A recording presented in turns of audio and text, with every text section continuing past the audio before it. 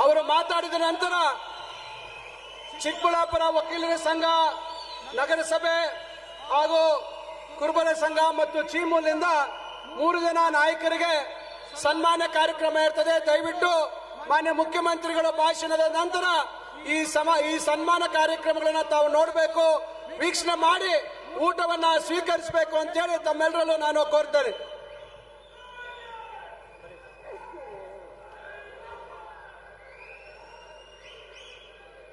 ಅಖಿಲ ಭಾರತ ಕಾಂಗ್ರೆಸ್ ಪಕ್ಷದ ಪ್ರಧಾನ ಕಾರ್ಯದರ್ಶಿಗಳು, ಕರ್ನಾಟಕ ರಾಜ್ಯದ ಉಸ್ತುವಾರಿಗಳು ಆದಂಥ ಶ್ರೀ ರಣದೀಪ್ ಸಿಂಗ್ ಸುರ್ಜೇವಾಲಾ ಅವರ, ರಾಜ್ಯದ ಉಪಮುಖ್ಯಮಂತ್ರಿಗಳು, ಪಿಸಿಸಿ ಅಧ್ಯಕ್ಷರು ಆದಂಥ ಶ್ರೀ ಡಿ.ಕೆ. ಶಿವಕುಮಾರ್ ಅವರ, ಎಐಸಿಸಿ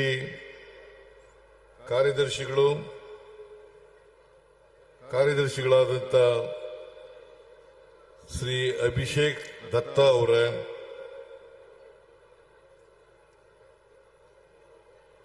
ಮಾನ್ಯ ಸಚಿವರುಗಳಾದಂಥ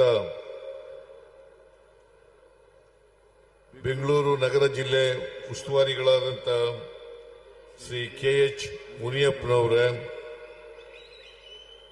ಕೋಲಾರ ಜಿಲ್ಲೆ ಉಸ್ತುವಾರಿಗಳಾದಂಥ ಬೈರತಿ ಸುರೇಶ್ ಅವರ, ಚಿಕ್ಕಬಳ್ಳಾಪುರ ಉಸ್ತುವಾರಿಗಳಾದಂಥ ಶ್ರೀ ಎಂ.ಸಿ. ಸುಧಾಕರ್ ಅವರ,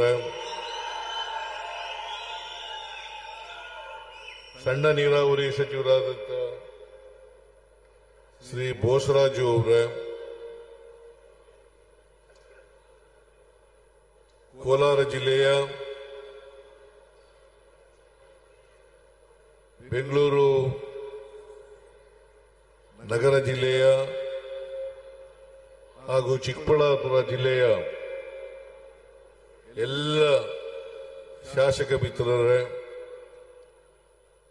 ವೇದಿಕೆ ಮೇಲಿರ್ತಕ್ಕಂಥ ಎಲ್ಲ ಶಾಸಕ ಮಿತ್ರರೇ,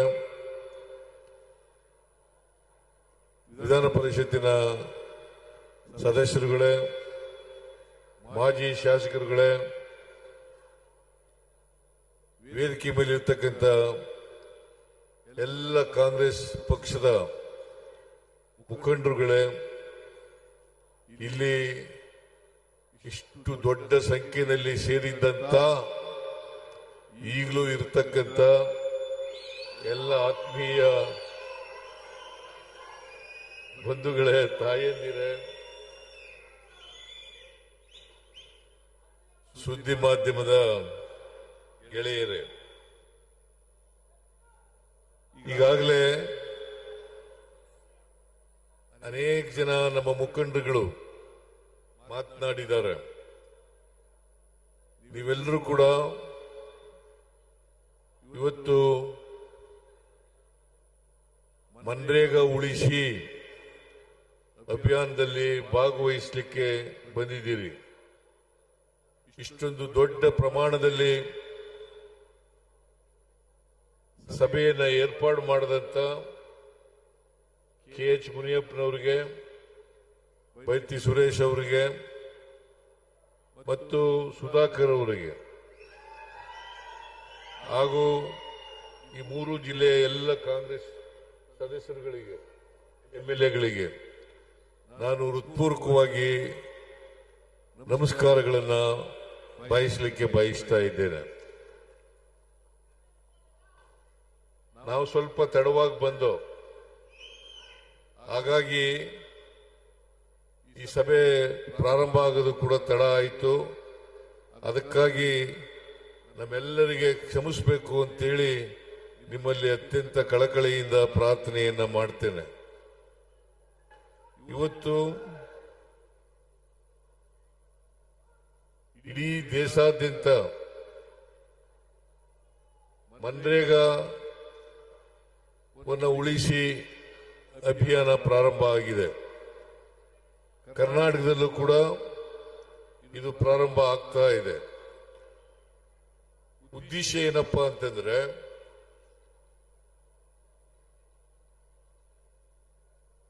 ಚಳಿಗಾಲದ ಅಧಿವೇಶನದಲ್ಲಿ ಕೇಂದ್ರದಲ್ಲಿರ್ತಕ್ಕಂಥ ಭಾರತೀಯ ಜನತಾ ಪಕ್ಷದ ಸರ್ಕಾರ ಮನ್ರೇಗಾವನ್ನ ರದ್ದು ಮಾಡಿ ಆ ಜಾಗದಲ್ಲಿ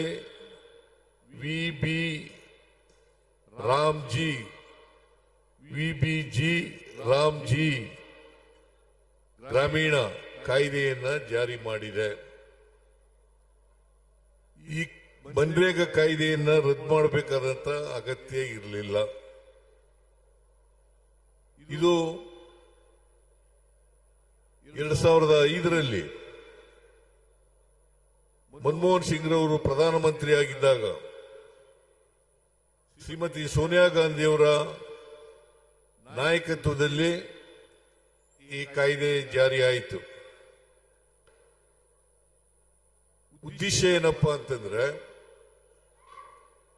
ಹಳ್ಳಿಗಾಡಿನಲ್ಲಿರ್ತಕ್ಕಂಥ ಕೂಲಿ ಕಾರ್ಮಿಕರಿಗೆ, ಆದಿವಾಸಿಗಳಿಗೆ, ಸಣ್ಣ ರೈತರಿಗೆ, ಹೆಣ್ಮಕ್ಕಳಿಗೆ ಉದ್ಯೋಗವನ್ನ ಕೊಡಬೇಕು ಅಂತಕ್ಕಂಥ ಉದ್ದೇಶದಿಂದ ಈ ಕಾಯ್ದೆಯನ್ನ ಜಾರಿಗೆ ತಗೊಬಂದದ್ದು. ಮನಮೋಹನ್ ಸಿಂಗ್ ರವರು ಇದೊಂದೇ ಕಾಯ್ದೆಯನ್ನ ಜಾರಿಗೆ ತರಲಿಲ್ಲ. ಇದರ ಜೊತೆಯಲ್ಲಿ ಉದ್ಯೋಗದ ಹಕ್ಕು, ಆಹಾರದ ಹಕ್ಕು, ಶಿಕ್ಷಣದ ಹಕ್ಕು ಮತ್ತು ಅರಣ್ಯದಲ್ಲಿ ವಾಸ ಮಾಡತಕ್ಕಂಥ ಆದಿವಾಸಿಗಳ ಹಕ್ಕು, ಜೊತೆಗೆ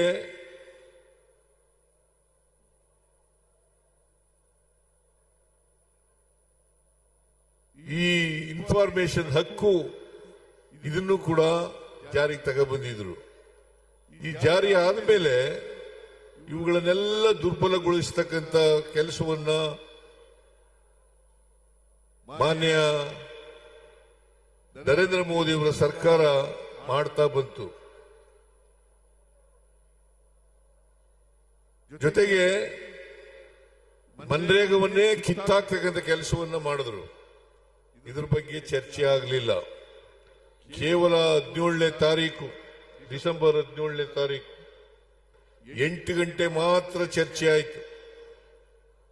18ನೇ ತಾರೀಕು ಇದನ್ನ ಪಾಸ್ ಮಾಡಿ ವಿಬಿಜಿ ರಾಮ್ಜಿ ಕಾಯ್ದೆಯನ್ನ ಜಾರಿಗೆ ತಗೊಬಂದಿದ್ದಾರೆ. ವಿಬಿಜಿ ರಾಮ್ಜಿ ಅಂತಂದ್ರೆ Viksit Bharat guarantee for Rozgar,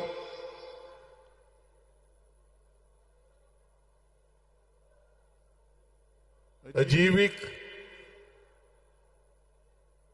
mission Gramin ಅಂತ ಅರ್ಥ. ಈ ಕಾಯ್ದೆಯನ್ನ ಜಾರಿಗೆ ತಂದಿರತಕ್ಕಂಥದ್ದು. ಸುಮಾರು ಈ ಕಾಯ್ದೆಯನ್ನ ಮನ್ರೇಗಾ ಕಾಯ್ದೆಯನ್ನು ರದ್ದು ಮಾಡೋದ್ರಿಂದ ಮನ್ರೇಗಾ ಕಾಯ್ದೆಯಲ್ಲಿ 12 ಕೋಟಿ 16 ಲಕ್ಷ ಕೆಲಸಗಾರರು ಕೆಲಸವನ್ನ ಪಡ್ಕೊಳ್ತಾ ಇದ್ರು. ಇದರಲ್ಲಿ ವಿಶೇಷವಾಗಿ ಇವತ್ತು ಹೆಣ್ಣುಮಕ್ಕಳೇ ಜಾಸ್ತಿ, ಸುಮಾರು 53% ಹೆಣ್ಣುಮಕ್ಕಳು ಉದ್ಯೋಗವನ್ನ ಪಡ್ಕೊತಾ ಇದ್ರು. ಜೊತೆಗೆ ಪರಿಶಿಷ್ಟ ಜಾತಿಯವರು 17% ಮತ್ತು ಪರಿಶಿಷ್ಟ ವರ್ಗದವರು 7%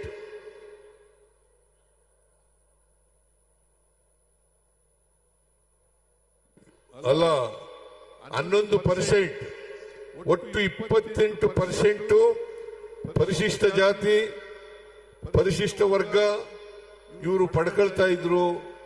ಇದನ್ನ ಇವತ್ತು ಕಿತ್ಕೊಳ್ತಕ್ಕಂಥ ಕೆಲಸವನ್ನ ಮಾಡ್ತಾ ಇದ್ದಾರೆ. 20 ವರ್ಷಗಳಿಂದ ಕಾಯ್ದೆ ಜಾರಿಯಲ್ಲಿತ್ತು. ಮನ್ರೇಗಾ ಕಾಯ್ದೆ.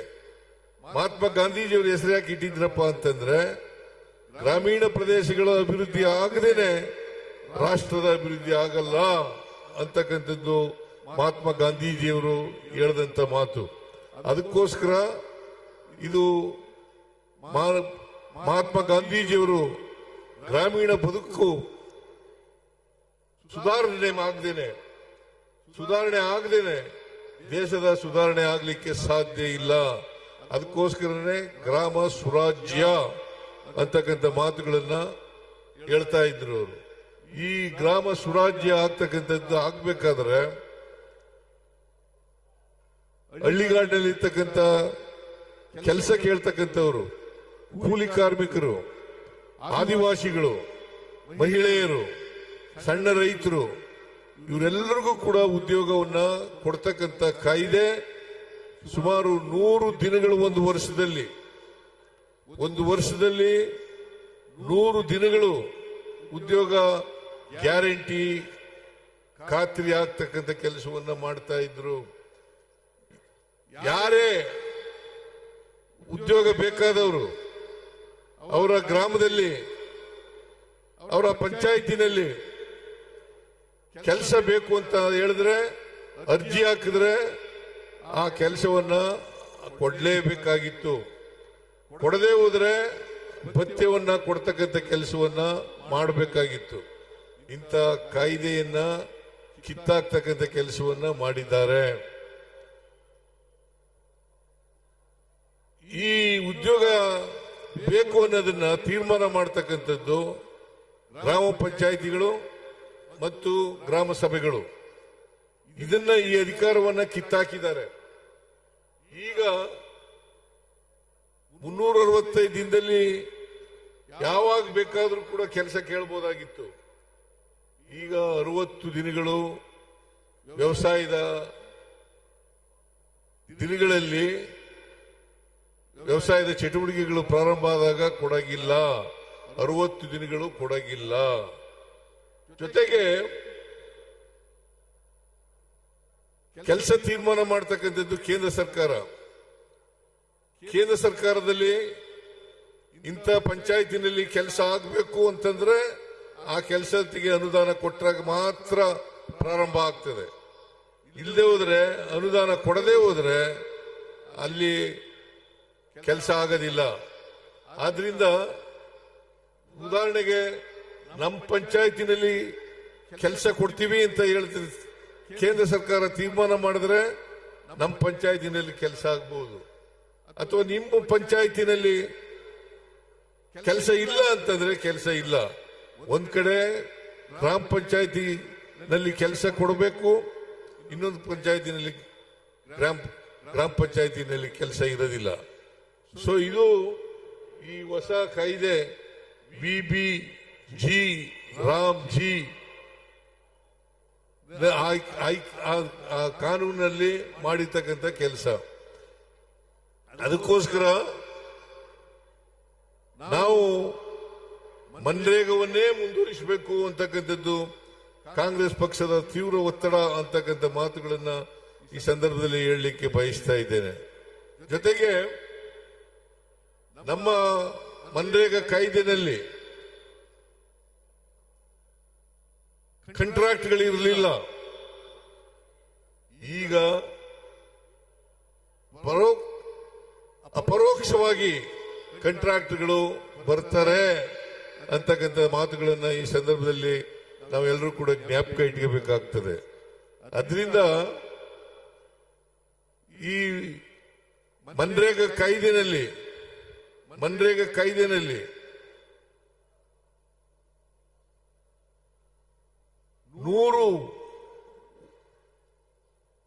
100 ದಿನ ಉದ್ಯೋಗ ಮಾಡಿದ್ರೆ ಅಷ್ಟು ದಿನಗಳ ಕೆಲಸದ ಮಜೂರಿಯನ್ನ ಕೊಡಬೇಕಾಗಿತ್ತು. ಸಾಮಗ್ರಿಗಳಿಗೆ ಮಾತ್ರ 10% ಕೊಡ್ತಕ್ಕಂಥ ಕೆಲಸವನ್ನು ಮಾಡ್ತಾ ಇದ್ರು. ಈಗ ರಾಜ್ಯ ಸರ್ಕಾರ 40% ಕೊಡಬೇಕು, ಕೇಂದ್ರ ಸರ್ಕಾರ 60% ಕೊಡಬೇಕು ಅಂತ ಈ ಹೊಸ ಕಾಯ್ದೆನಲ್ಲಿ ಮಾಡಿದ್ದಾರೆ. ಅದರಿಂದ ರಾಜ್ಯ ಸರ್ಕಾರಗಳ ಹಿತ ಕಾಪಾಡುವುದರಲ್ಲಿ ಸಂಪೂರ್ಣವಾಗಿ ಕೇಂದ್ರ ಸರ್ಕಾರ ಮರೆತಿದೆ ಅಂತಕ್ಕಂಥ ಮಾತುಗಳನ್ನ ಈ ಸಂದರ್ಭದಲ್ಲಿ ಹೇಳಲಿಕ್ಕೆ ಬಯಸ್ತಾ ಇದ್ದೇನೆ. ಅದರಿಂದ ನಾವು ಈ ಕಾಯ್ದೆಯನ್ನ ಉಳಿಸ್ಕೋಬೇಕಾದದ್ದು, ರಕ್ಷಣೆ ಮಾಡ್ಕೋಬೇಕಾಗಿರ್ತಕ್ಕಂಥದ್ದು ಅತ್ಯಂತ ಅವಶ್ಯ, ಅನಿವಾರ್ಯ ಅಂತಕ್ಕಂಥ ಮಾತುಗಳನ್ನ ಈ ಸಂದರ್ಭದಲ್ಲಿ ತಾವೆಲ್ಲರೂ ಕೂಡ ಅರ್ಥ ಮಾಡ್ಕೊಂಡಿದ್ದೀರಿ ಅಂತಕ್ಕಂಥದ್ದು ನನ್ನ ಭಾವನೆ. ಅದರಿಂದ ಇಡೀ ದೇಶದಲ್ಲಿ ಕಾಂಗ್ರೆಸ್ ಪಕ್ಷ ಮನ್ರೇಗಾವನ್ನು ರಕ್ಷಣೆ ಮಾಡಲಿಕ್ಕೋಸ್ಕರ ಅದನ್ನ ಉಳಿಸ್ಕೊಳ್ಳಿಕ್ಕೋಸ್ಕರ ನಾವು ಹೋರಾಟವನ್ನ ಮಾಡ್ತಾ ಇದ್ದೀವಿ ಅಂತಕ್ಕಂಥ ಮಾತುಗಳನ್ನ ಈ ಸಂದರ್ಭದಲ್ಲಿ ಹೇಳಲಿಕ್ಕೆ ಬಯಸ್ತಾ ಇದ್ದೇನೆ. ನಮ್ಮ ಬೇಡಿಕೆಗಳು ಪ್ರಮುಖವಾಗಿ ವಿಕಸಿತ ಭಾರತ್ ರಾಮ್ಜಿ ಕಾಯ್ದೆಯನ್ನು ಸಂಪೂರ್ಣವಾಗಿ ರದ್ದುಗೊಳಿಸಬೇಕು. ಮಹಾತ್ಮ ಗಾಂಧಿ ರಾಷ್ಟ್ರೀಯ ಗ್ರಾಮೀಣ ಉದ್ಯೋಗ ಖಾತ್ರಿ ಯೋಜನೆಯನ್ನ ಮನ್ರೇಗಾವನ್ನ ಮರು ಜಾರಿಗೊಳಿಸಬೇಕು. ಬಹುಶಃ ನಿಮ್ಗೆಲ್ರಿಗೂ ಕೂಡ ಗೊತ್ತಾಗಿದೆ ಅಂತಕ್ಕಂಥದ್ದು ನನ್ನ ಭಾವನೆ. ಆದ್ರಿಂದ ವಿಕಸಿತ ಭಾರತ ರಾಮ್ಜಿ ಕಾಯ್ದೆಯನ್ನು ಸಂಪೂರ್ಣವಾಗಿ ರದ್ದುಗೊಳಿಸಬೇಕು. ಇವು ನಮ್ಮ ಬೇಡಿಕೆಗಳು. ಮಹಾತ್ಮ ಗಾಂಧಿ ರಾಷ್ಟ್ರೀಯ ಗ್ರಾಮೀಣ ಉದ್ಯೋಗ ಖಾತ್ರಿ ಯೋಜನೆಯನ್ನ ಮರು ಜಾರಿಗೊಳಿಸಬೇಕು. ಜನರ ಉದ್ಯೋಗದ ಹಕ್ಕನ್ನು ಪುನರ್ಸ್ಥಾಪಿಸಬೇಕು.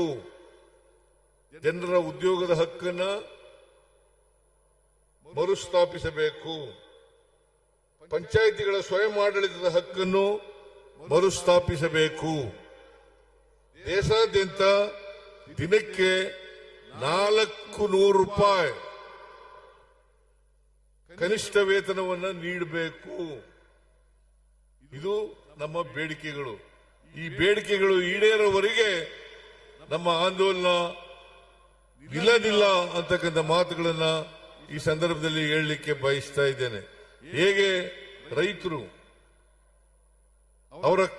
ರೈತರ ವಿರೋಧಿ ಕಾಯ್ದೆಗಳನ್ನ ಕೇಂದ್ರ ಸರ್ಕಾರ ಜಾರಿಗೆ ತಂದಾಗ ಹೋರಾಟ ಮಾಡಿದ್ರು, ಅದೇ ರೀತಿ ನಾವು ಕೂಡ ಹೋರಾಟ ಮಾಡ್ತೇವೆ ಅಂತಕ್ಕಂಥ ಮಾತುಗಳನ್ನ ಈ ಸಂದರ್ಭದಲ್ಲಿ ಹೇಳಲಿಕ್ಕೆ ಬಯಸ್ತಾ ಇದ್ದೇನೆ. ಅದರಿಂದ ಮನ್ರೇಗಾ ಪುನಃಸ್ಥಾಪನೆ ಆಗಬೇಕು. ಅದು ಆಗೋವರೆಗೂ ಕೂಡ ನಮ್ಮ ಹೋರಾಟ ನಿಲ್ಲದಿಲ್ಲ. ನೀವೆಲ್ಲರೂ ಕೂಡ ತಯಾರಾಗಿದ್ದೀರಾ ನೀವೆಲ್ಲರೂ? ಇದು ಹಳ್ಳಿಗಾಡಿನಲ್ಲಿ ನಡೀತಕ್ಕಂಥ ಕಾರ್ಯಕ್ರಮ, ಹಳ್ಳಿಗಾಡಿನ ಜನರಿಗೆ ಕೊಡ್ತಕ್ಕಂಥ ಕಾರ್ಯಕ್ರಮ. ಆದ್ರಿಂದ 12 ಕೋಟಿ 16 ಲಕ್ಷ ಏನು ಕೂಲಿ ಕಾರ್ಮಿಕರಿದ್ರು ಅವರೆಲ್ಲರಿಗೂ ಕೂಡ ಇವತ್ತು ಈ ಕಾಯ್ದೆಯನ್ನ ತಂದು ಮನ್ರೇಗಾವನ್ನ ನಾಶ ಮಾಡಿ ಈ ಹಳ್ಳಿಗಾಡಿನ ಜನರ ಕೆಲಸವನ್ನ ಕಿತ್ಕೊಳ್ತಕ್ಕಂಥ ಕೆಲಸವನ್ನ ಮಾಡಿದ್ದೆ. ಆದ್ರಿಂದ ದಯಮಾಡಿ ತಾವೆಲ್ಲರೂ ಕೂಡ ಈ ಹೋರಾಟದಲ್ಲಿ ಭಾಗವಹಿಸಬೇಕು, ಕಾಂಗ್ರೆಸ್ ಜೊತೆ ಸಹಕರಿಸಬೇಕು. ನೀವೆಲ್ಲರೂ ಕೂಡ ಬಹಳ ದೊಡ್ಡ ಪ್ರಮಾಣದಲ್ಲಿ ಇಲ್ಲಿ ಬಂದಿದ್ರಿ. ಆದರೆ ನಾವು ತಡವಾಗಿ ಬಂದದ್ರಿಂದ ನೀವೆಲ್ಲರೂ ಕೂಡ ಅನೇಕ ಜನ ಹೊರಟೋಗಿದ್ದಾರೆ ಈಗ. ಆದರೂ ಕೂಡ ಇಂಥ ಯಶಸ್ವಿ ಕಾರ್ಯಕ್ರಮ ಆಗ್ಲಿಕ್ಕೆ ಶ್ರಮಿಸಿದಂತ ಎಲ್ಲ